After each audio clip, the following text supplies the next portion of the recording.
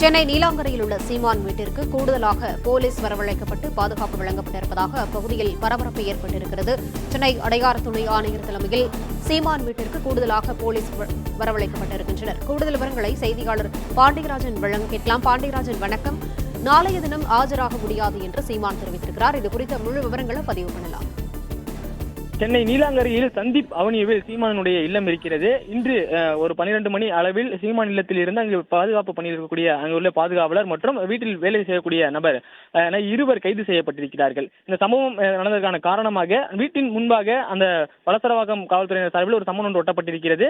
துணை நடிகை ஒருவர் கொடுத்த பாலியல் புகார் தொடர்பாக விரைந்து விசாரணை நடத்த வேண்டி அதற்காக நேரில் ஆஜராக வேண்டும் என இரண்டாவது முறையாக சீமான் வீட்டிற்கு சம்மன் வழங்கப்பட்டிருக்கிறது. சம்மன் நேரடியாக அவர் வீட்டில் உள்ள கேட்டில் ஒட்டப்பட்டிருக்கிறது. அந்த கேட்டில் ஒட்டப்பட்டிருக்கக்கூடிய சம்மனை வீட்டில் வேலை செய்யக்கூடிய சுபாகர் என்கின்ற நபர் அதை கிழித்திருக்கிறார். அதன் பிறகாக அவர் கிழித்துக் கொண்டிருக்கும் பொழுது அந்த பகுதியில் காவல்துறையினர் இருந்திருக்கின்றனர். அதாவது மப்டியில் இருந்திருக்கிறார்கள். அவர்கள் நீலாங்கரை காவல் நிலையத்திற்கு இந்த தகவலை கொடுத்திருக்கிறார்கள். அதாவது அரசு சார்பில் கொடுக்கப்பட்டு இந்த சம்மன் ஆஜராக வேண்டும் போன்ற அந்த கடிதங்களை கொடுக்கும்போது அவர்கள் முன்னிலேயே கிழித்து போடுவது அப்ஸ்ட்ராக்ட் என்று சொல்லப்படுகிறது. இதன் காரணமாக உடனடியாக நீலாங்கரை காவல் நிலையத்திற்கு தகவல் கொடுக்கப்பட்டிருக்கிறது. நீலாங்கரை காவல் ஆய்வாளர் சீமான் நிலையத்திற்கு நேராக வந்திருக்கிறார். அதன் பிறகு கதவை திறந்து உள்ளே செல்ல முயற்சி செய்யும் பொழுது அங்கிருக்கக்கூடிய பாதுகாவலர் அவரை உள்ளே செல்ல விடாமல் தடுத்திருக்கிறார். அதே நேரத்தில் மத்தியில் இருக்கக்கூடிய அந்த காவலர் அவரை வெளியே அழைத்து செல்ல முயற்சி வரும்பொழுது இருவருக்கும் இடையேயான தள்ளுமுள்ளு ஏற்பட்டிருக்கிறது. காவல்துறையினர் மீதே கை வைக்கிறாயா என்று கூறி காவல் ஆய்வாளரும் அவரை வெளியே இழுத்து வர முயற்சி செய்கின்றனர். மூவருக்குள்ளேயுமே தள்ளுமுள்ளு ஏற்படுகிறது. அவரை வலுக்கட்டாயமாக காரில் ஏற்றக்கூடிய அந்த காட்சிகளை எல்லாம் நாம் பார்த்திருந்தோம். அவர் காரில் ஏற்றும் போதுதான் அவர் இடுப்பில் துப்பாக்கி வைத்திருப்பது பார்க்கப்படுகிறது.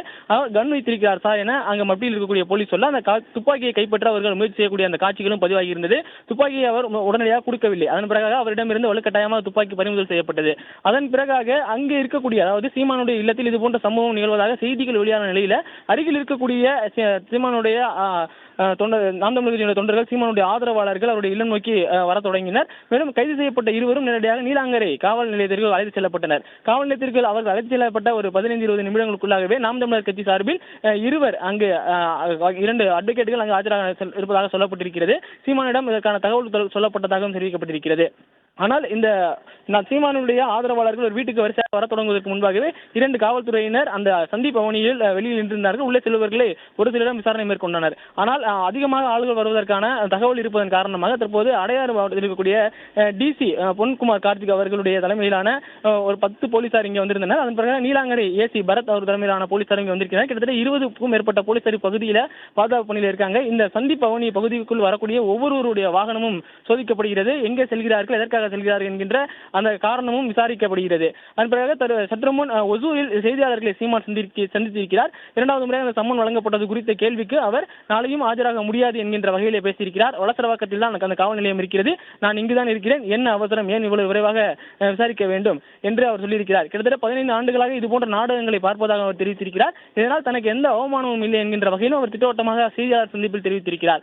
குறிப்பாக தருமபுரி மற்றும் ஒசூர், கிருஷ்ணகிரி உள்ளிட்ட மாவட்டங்களில் நாம் தமிழர் கட்சியினுடைய கலந்தாய்வு கூட்டம் நடக்குது. அந்த கலந்தாய்வு கூட்டம் முக்கியம் என்பது போல அவருடைய அந்த செய்தியாளர் சந்திப்பு இருந்தது.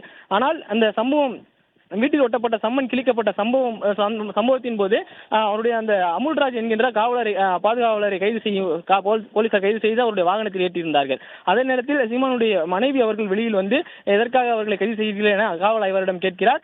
அவருடைய விளக்கத்தை சொல்லும் பொழுது அவர் சாரி, நான் மன்னிப்பு கேட்டுக்கொள்கிறேன் என சீமான் அவர்களுடைய மனைவி அவரிடம் தெரிவிக்கிறார். அதை ஏற்றுக்கொள்ளாமல் அங்கிருந்து புறப்பட்டதன் பிறகாக நாம் தமிழர் கட்சியினுடைய தொண்டர்கள் மற்றும் இந்த நீலாங்கரை பகுதியில் இருக்கக்கூடிய சீமானுடைய ஆதரவாளர்கள் ஒவ்வொருவராக இங்கு வருகிறார்கள்.